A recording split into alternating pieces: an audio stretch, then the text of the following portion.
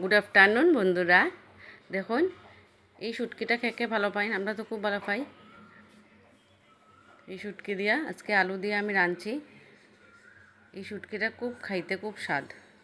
এখন তখন কড়াইয়ের মধ্যে পেঁয়াজ কুচি কুচি করে দিলাইছে, সঙ্গে কাঁচামরিচ দিছি। এরপরে এটা যখন ভাজা ভাজা হইব তখন সব মশলা এটার মধ্যে দিব।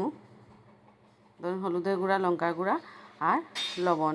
দেখুন এটা শুটকিটা ভাজিয়ে রাখছি আমি।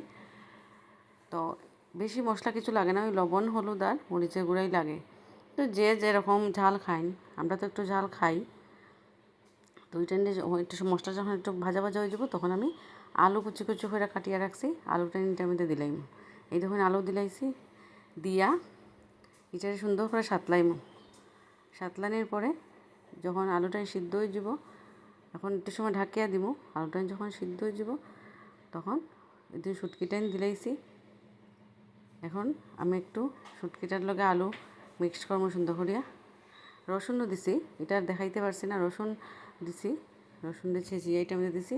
এই দেখুন আলটিমেটলি আমার শুটকি হয়ে গেছে। কীরকম লাগছে আপনারা কমেন্টে জানাইবা। টাটা।